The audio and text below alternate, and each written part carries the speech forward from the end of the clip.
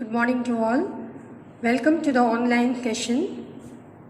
I, Ms. Nirupma Ruchand, is going to teach biology of class 12th, and the chapter is chapter 2, sexual reproduction in flowering plants. Now we have already done the first part of the chapter in which I have explained you about the development of male and female gametophyte. Now in the previous session, children, you remembered I told you how the pollen grains are formed. Simultaneously, the reproductive world, that is the female part, also develops. Now the next step that we have is the fertilization, and further is the post-fertilization. So in the fertilization or the fertilization to begin, first of all, the pollen grain has to insert the male gametes which are present in it into the embryo sac or the egg. Now when this procedure is done, it is done by the process of pollination. So by the process of pollination, the pollen grains, they are shed on the stigma of the female carpel, and when they lie on the stigma of the female carpel, the stickiness of their structure or the tip of the stigma, which is sticky due to the presence of certain components, allows the pollen grains to be stable there. The pollen being mature, having two male gametes and one pollen gamete or pollen nuclei, is allowed to enter into the female reproductive tract. Now what happens? The first thing is the pollen tube comes out. Now this pollen tube passes through the entire stigma style until it reaches the ovary. Okay, and here we find that these are the three distinct ways by which the pollen tube enters the ovary. The first one is given as, you can see a tube, pollen tube, coming through the region that is micropyle. So this is the developed ovary and the ovule, in which embryo sac is already developed. You remember I told you that 8 nuclei are formed within the embryo sac. We have 3 antipodals, 2 synergids, and the egg in the center. Then we have 2 polar nuclei. So in all we have 8 nuclei within the embryo sac. So this is the embryo sac.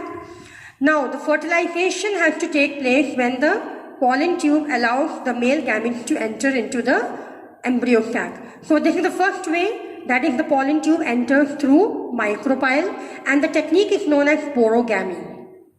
If the pollen tube finds entry directly from above, that is through chalaza, it is called as chalazogamy. So you can see here porogamy, then we have chalazogamy, and the third category is from the integuments. So if they enter through this integument region, then it is called as the mesogamy, means from the middle of the ovule. Now in this diagram you can see the entire structure of the ovary, starting from stigma style ovary, the central, the lowest one, and you can see the pollen, numerous pollen grains are made to fall on the stigma, and only one reaches into the embryo sac region, where we find that they give out their male gametes. Now the 2 male gametes which are there, the first male gamete, out of the 2 which enters into the female embryo sac, out of these 2, first male gamete fuses with the egg, this one, and forms the zygote. Similarly, the second male gamete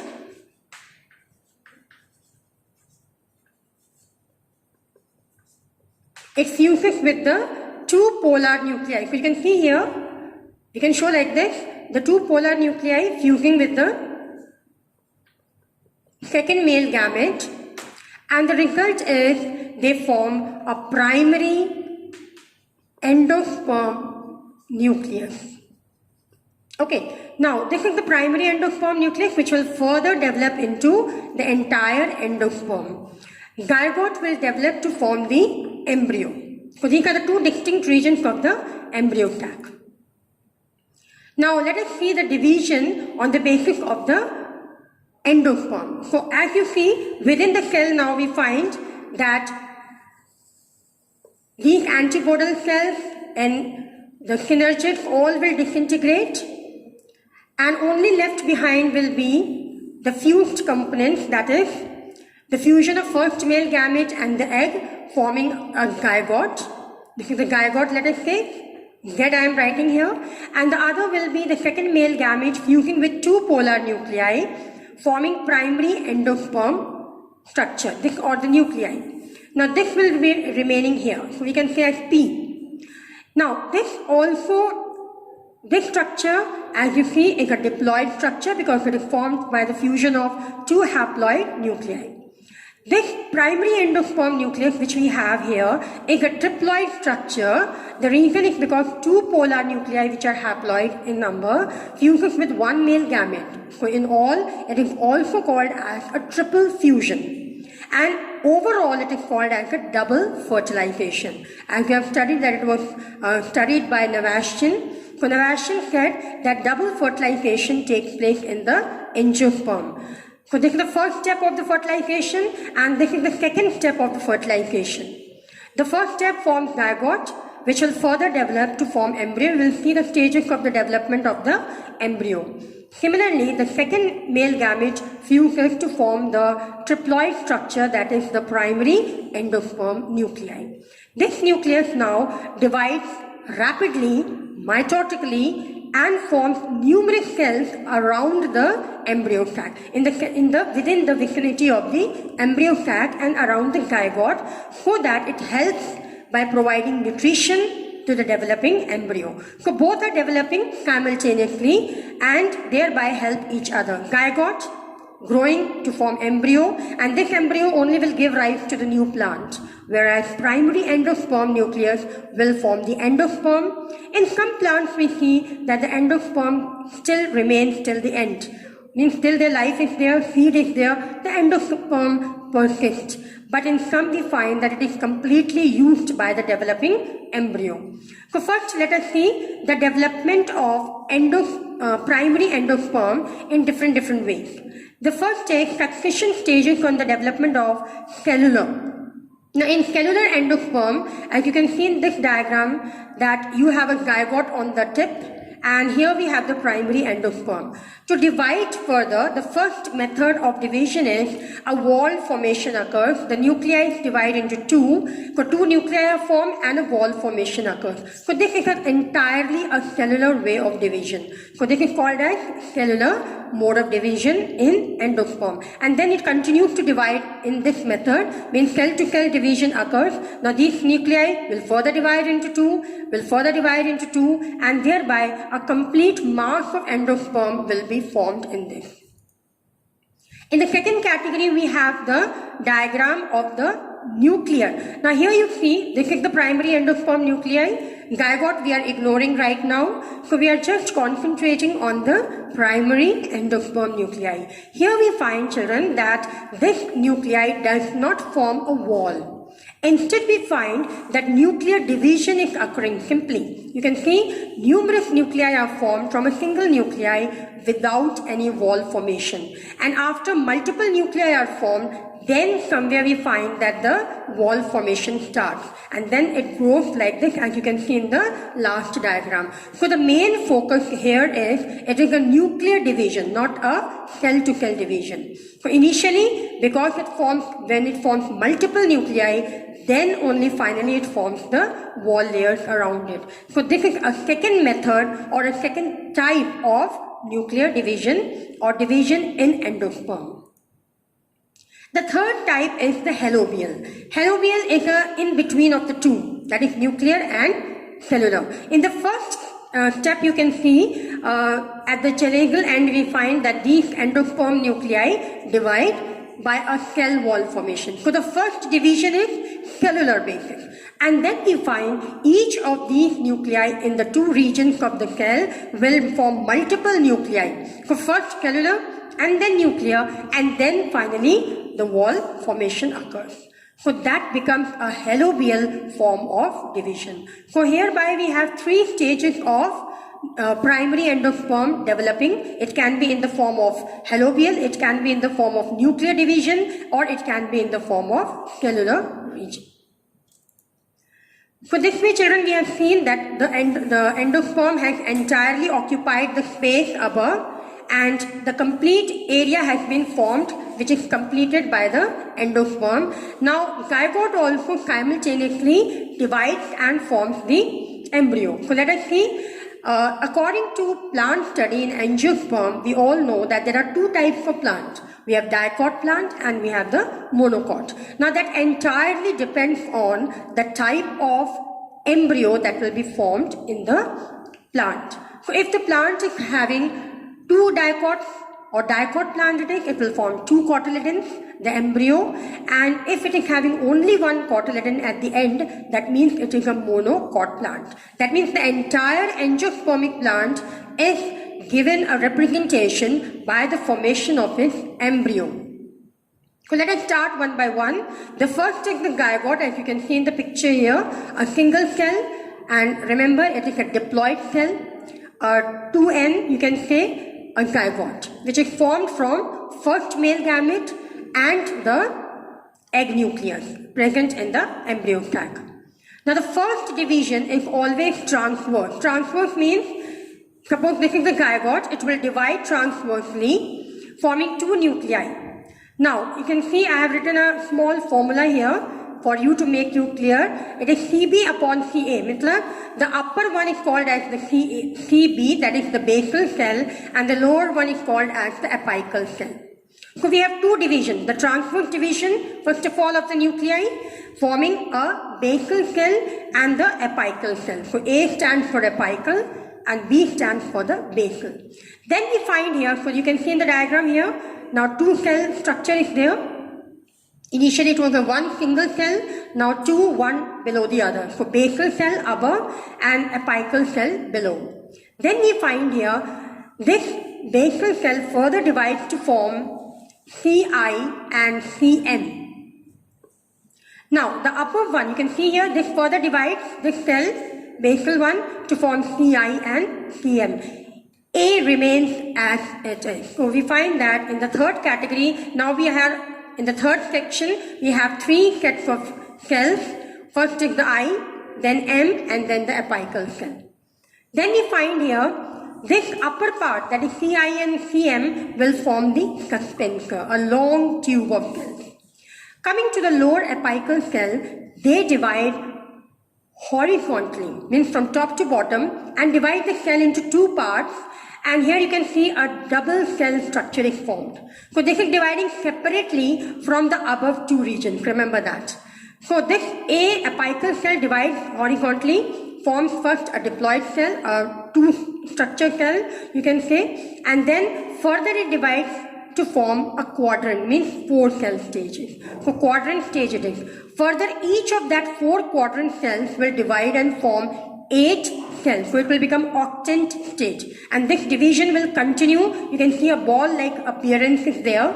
That is of the octant formation. Now coming to the upper part again, we see that Ci and Cm, which was there, I will remain bulged and M will further divide to form transverse division, forming a long cell-like structure, and the entire part is called as the suspensor cell. That can be a stalk of the embryo. Now we come to the next part. Here we find, in this diagram you can see clearly that this region, which was first divided into 2, then it became 4, then it became octant stage. Now the apical cell forms a cell here region that is called as hypophysis. Okay, and then further division occurs, the cell continues to divide, and then now you can see the upside down diagram. This diagram has been made upside down, and you can see here this portion which is there is shown here. So it bifurcates to form two cotyledons, as you can see in the picture. So two cotyledons are formed, and then you can see at the tip here, this region is called as the shoot apex, and this is the hypocotyle. The hypophytic cells which were there in the center here, they form the hypocotyle region.